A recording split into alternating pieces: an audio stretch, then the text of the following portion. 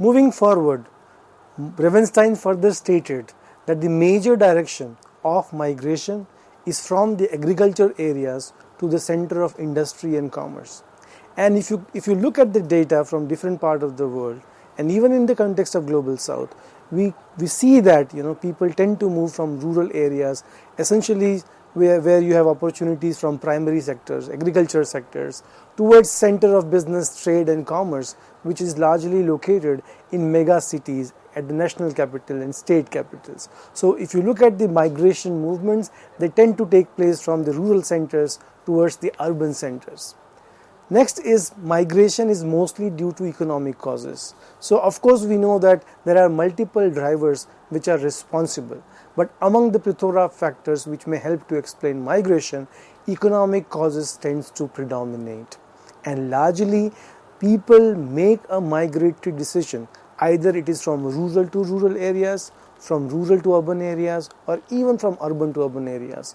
The predominating factor in majority of cases happens to be economic incentives. So as I was referring, many times when you have a skilled labor force, and there is, or even if you have unskilled labor force, the wage differentials both at the place of origin and at the place of destination plays a very critical role in deciding, when people try to make a decision whether they want to move or not to move. We may also understand that there are various factors which are actually working in order to make this decision of migration. So, for instance, factors associated with the area of origin, factors associated with the area of destination. There are also factors which are referred to as intervening obstacles, and finally the personal factors. So if you think about these factors of origin and the factors at the place of destination, these are combination of both positive factors, sometimes negative factors, and many times they are neutral factors. So for example, if there are couple who have children and they are seeking better educational opportunities for their children, they would like to move to places where they can give better education to their children. On the other hand, there is a couple without a children. They may not have an incentive to move to that place because moving to a place which is a larger city center, the cost of living would be high. So that will be a negative factor for them. So until they don't have a kid, probably the incentive of giving education for the child may not be as significant as compared to a couple who already have a kid and they want to give a better education to their children. And many times, if there are individuals who are not married, for them it doesn't matter. School education for them is not a great factor to make a decision whether they should be moving to a place, next place or not. So there are similarly different set of factors both at the place of origin and at the place of destination that makes or motivates people to move to a next place or not. And this may include, as I was referring before, that economic factors, social factors, cultural factors. Many times people have affinity to their native villages and they have spent their entire lifetime. It is very difficult for them to move out to a new place because they are not sure whether they will be able to assimilate in the new culture at the new destination. So even if he or she understand that there are better economic incentive at the place of destination possibly, but he or she is not sure if he or she will get better opportunity of assimilation at the place of destination, and hence they may not decide to move to go to the place of destination. Talking about intervening obstacles, so this is largely refers to the distance and the cost of movement between place of origin and the place of destination. So with improvement in the modern technologies of communication, movement and transportation, gradually the impact of intervening obstacle has been receding.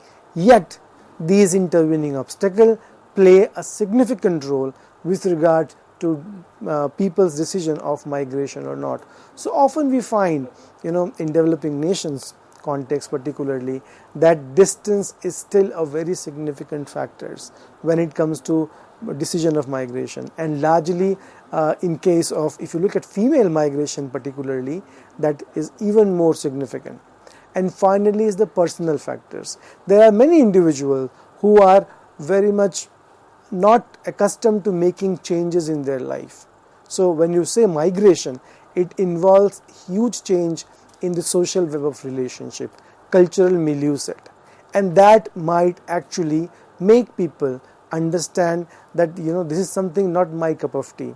Some people may not be very much accustomed to accept the change because of moving from native places to the new locations, and therefore on the other we also have some people who are pro change, who can adjust in new location, who can easily assimilate in new context, who can easily make new social relationships. So they have a greater propensity to move to new locations. So based on these set of factors, both positive and negative at the places of origin and destination, also depending upon the intervening obstacles and personal factors, and of course the life cycle of individual also.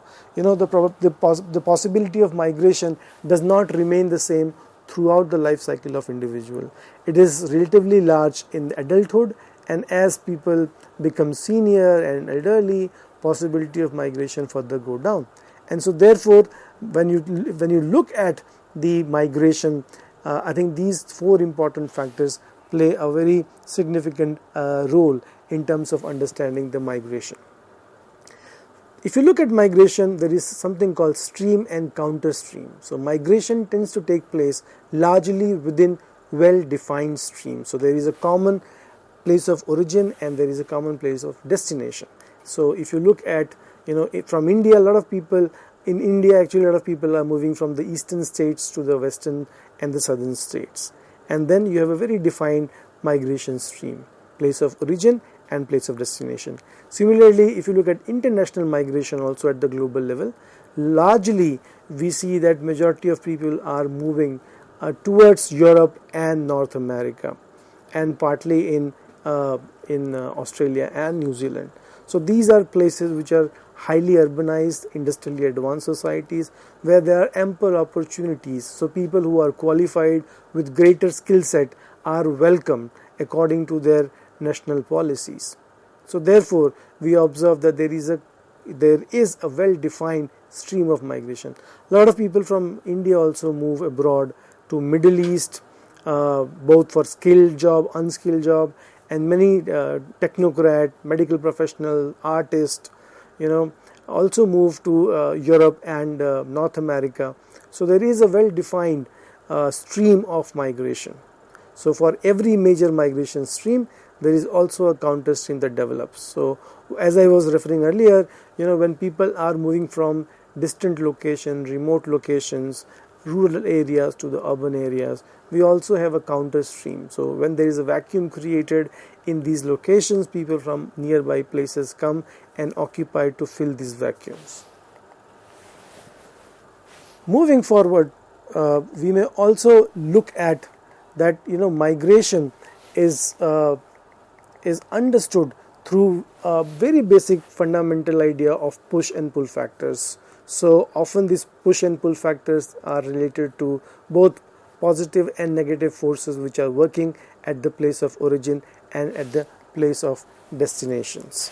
And this may also include the personal factors of individual, including their age, sex, marital status, educational status, economic status. So all these factors, along with economic, environmental and demographic factors, actually influences people's decisions of migration.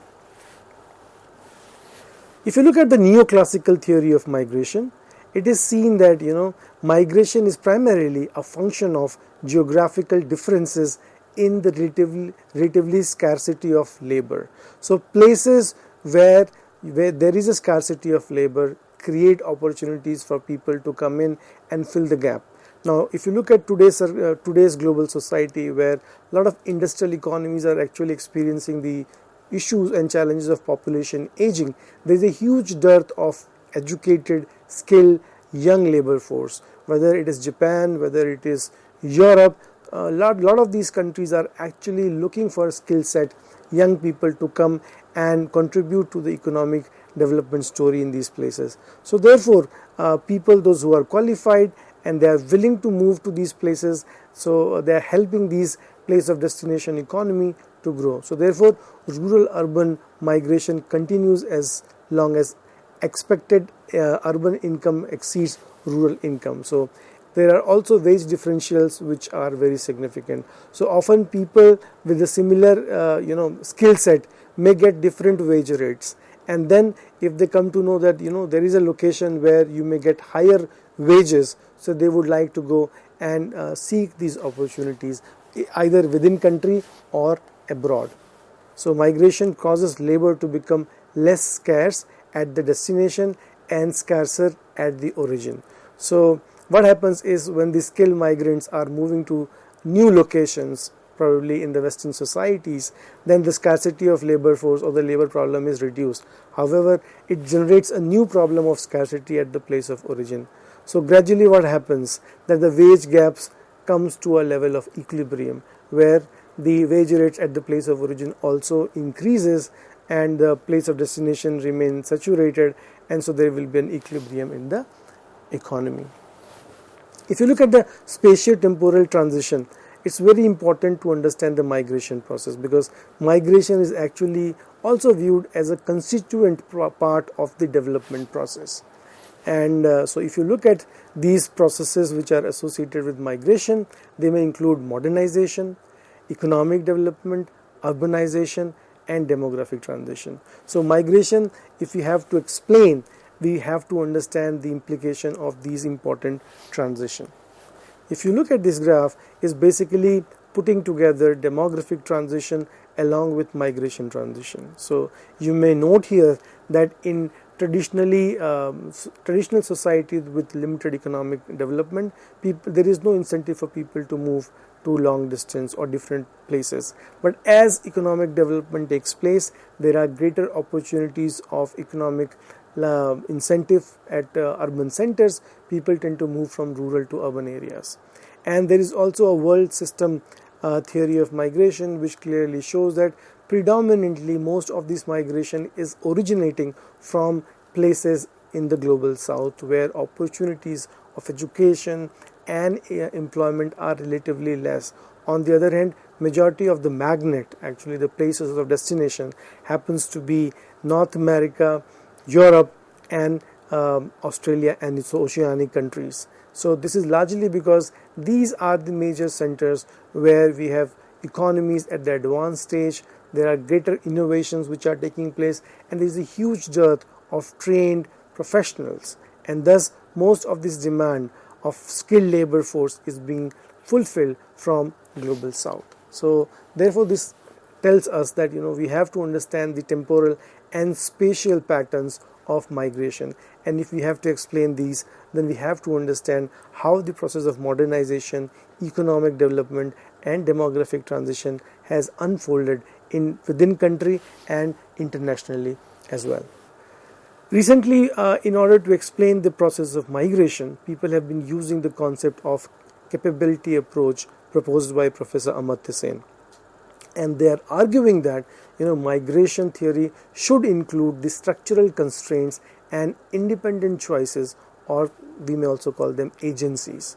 So every region, every state, every nation has a specific economic and social structures which provide opportunities for people to experience economic and social mobility. Depending upon individuals' own skill set, individuals decide whether they will be better off staying at their place of origin, or their life will be even better if they move to a potential place of destination. So drawing upon the cost and benefit, they make an informed choice if they want to move to a potential place of destination to make a better life for themselves and their families. So therefore, if you look at the structure and agency in migration theory, it is important to conceptualize the migration at the micro level as a function of migration capabilities. Individual mobilize human, social, and material capital in order to migrate. So if you have to think about migration, it is just not the individual skill set or the economic resources that he may have. It may also include the social capital and material capital together, which make people a decision to move out. Many times the social and material capital helps to buffer the risk which might be attached at the place of destination. So these migration capabilities becomes an important source of information and source of comfort for people to decide if they want to move to the new place or not. Talking about migration aspirations for personal, social, economic and political opportunities, it varies from people depending upon their educational composition. It may also vary depending upon what sort of information they have, and also depends upon their social networks. So people coming from families or locations which have traditional linkages either in different part of the country or maybe internationally, so they may find more perfect information about opportunities at the place of origin, at the place of destination, and then they can decide whether it is really important or it is useful to make a move to a new place or not. So if people who have limited education or maybe have imperfect information or do not have a personal social networks, they find it difficult. So a lot of research in recent times has shown that social networks, education and information, if people have access to these resources, then their choices of making migration actually fructifies than other people. We have also seen that development and migration processes are closely related. So as the process of development is unfolding, a lot of people are actually migrating from states which are not doing well to states which are doing well.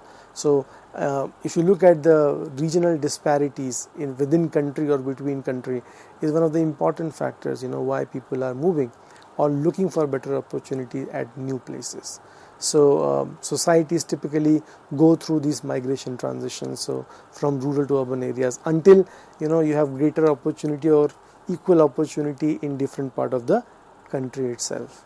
So if you look at the pattern of initially increasing and subsequently decreasing migration, is actually in tune with the prevailing regional disparities in the level of development. And as societies are transforming, we see that the migration pattern is also changing in tune with the level of development of any societies. So initially you have in a society where you have large regional disparities, opportunity only exists in few areas, so you have a lot of out migration from rural to the urban centers, and gradually as opportunity becomes more equally distributed across the space, then this migration may gradually subside, and people might look for opportunity abroad. So this is a simple graph that helps us to understand over time what may happen. So as the process of development unfolds, we see that a lot of people initially in a huge volume tend to migrate abroad for basically better wage rates, and if the economy is not well to do, then there is not incentive for people from outside the country to come in. And as the process of development unfolds, if you see both the curves are increasing, but the pace of increase is higher among emigrants, and after some time we observe that emigration actually is coming down.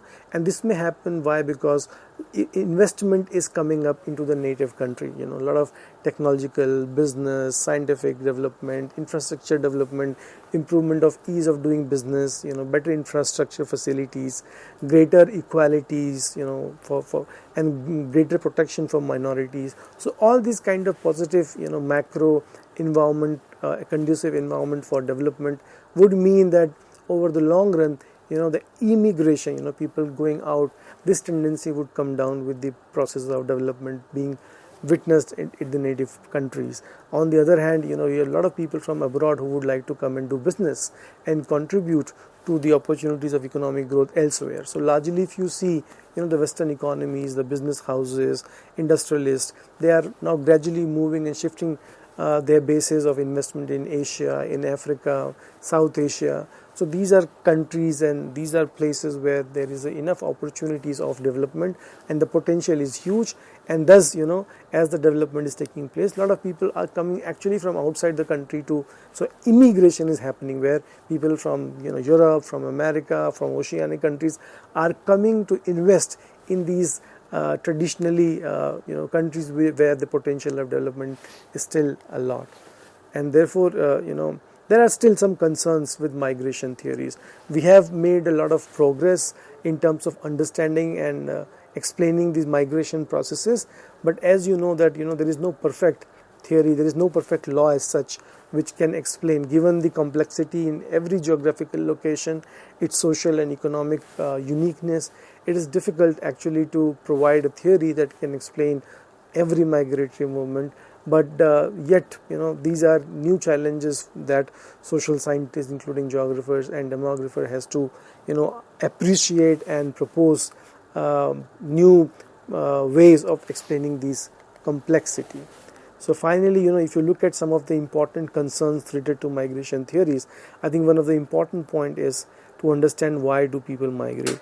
This is a very important question, and if you go deeper into this, there are multiple reasons which are working at macro level, at individual level, at family level, and they have to be understood well. So either it is related to one's age, one's sex, one's educational set, one's family conditions, maybe because of the local social or political circumstances, maybe because of the prevailing environmental conditions. So all these factors together may propel somebody to decide whether they want to migrate or not.